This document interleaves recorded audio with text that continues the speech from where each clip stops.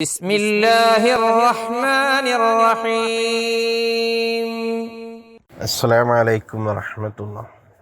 الحمد لله والصلاة والسلام على أشرف المرسلين وعلى آله وصحبه أجمعين أما بعد. ശക്തമായ കാറ്റും മഴയും ജനങ്ങൾ വല്ലാത്ത പേടിയിലുള്ളൊരു സമയമാണിത്. ഒരുപാട് സ്ഥലങ്ങളിൽ അപകടങ്ങൾ സംഭവിച്ചുകൊണ്ടിരിക്കുകയാണ്. വീടുകളടക്കം പലതും നഷ്ടപ്പെട്ടുകൊണ്ടിരിക്കുന്ന ഈ ഒരു സമയത്ത് മഴയും കാറ്റും ഇടിയും മിന്നൽ ഇത്തരം വിഷയങ്ങളിൽ നിന്നൊക്കെ നമുക്ക് രക്ഷ ലഭിക്കാൻ സ്വല്ലല്ലാഹു അലൈഹി വസല്ലം തങ്ങൾ പഠിപ്പിച്ച ഒരു ദിക്റിനെ കുറിച്ചാണ് ഞാൻ പറയാൻ ആഗ്രഹിക്കുന്നത്.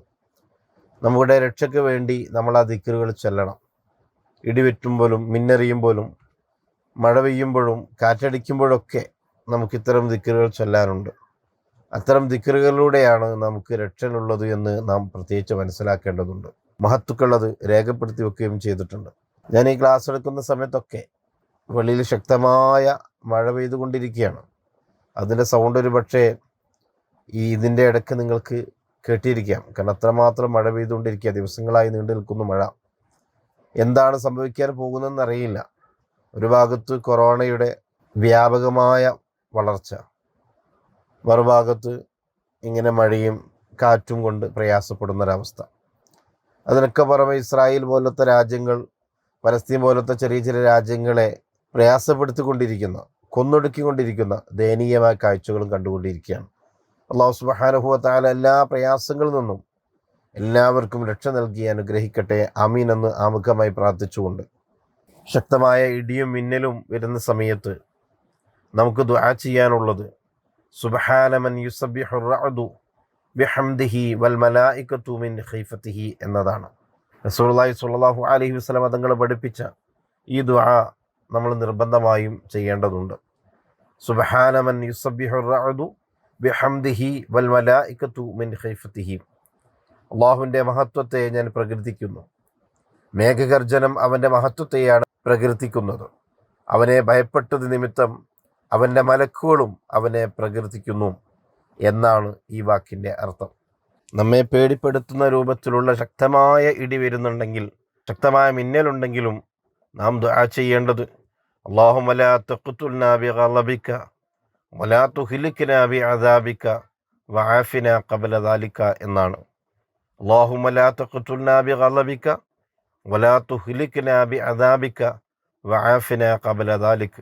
അല്ലാഹുവേ, നിന്റെ കോപത്താൽ നീ ഞങ്ങളെ കൊന്നു കളയരുതേ, നിന്റെ ശിക്ഷയാൽ നീ ഞങ്ങളെ ശിക്ഷിക്കരുതേ, അതിന് മുമ്പ് നീ ഞങ്ങളെ സുഖത്തിലാക്കി സംരക്ഷിക്കണമേ എന്നാണ് ഈ വാക്കിൻ്റെ അർത്ഥം.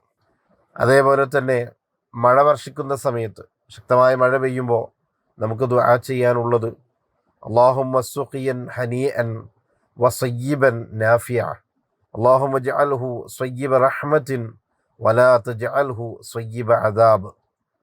اللهم سقيا هنيئا وصيبا نافعا اللهم اجعله صيب رحمة ولا تجعله صيب عذاب اللهم سقيا هنيئا وصيبا نافعا. അല്ലാഹുവേ, ഇത് നീ സന്തോഷകരമായ മഴയും പ്രയോജനമുള്ള മഴ വർഷിക്കലുമാക്കണമേ. അല്ലാഹുമ്മ ജഅൽഹു സയ്യിബ റഹ്മത്തിൻ, അല്ലാഹുവേ ഇത് റഹ്മത്തിൻ്റെ മഴയും മഴ വർഷിക്കലുമാക്കണമേ. വലാ തജഅൽഹു സയ്യിബ അദാബ്, അല്ലാഹുവേ ഇത് അദാബിൻ്റെ മഴയും വർഷിപ്പിക്കലുമാക്കരുതേ എന്നാണ് ഈ ദുആയുടെ അർത്ഥം. ഇനി നല്ല കാറ്റടിച്ച് വീശുന്ന സമയത്ത് ദുആ ചെയ്യാനുള്ളൊരു ദുആ എന്താണ്? അല്ലാഹുമ്മ ഇന്നി അസ്അലുക ഖൈറ ഹാദിഹി റീഹി വഖൈറ മാ ഫീഹാ വഖൈറ മാ ഉർസിലത് ബിഹി വനഊദു ബിക മിൻ ശർരിഹാ വശർരി മാ ഫീഹാ വമിൻ ശർരി മാ ഉർസിലത് ബിഹി.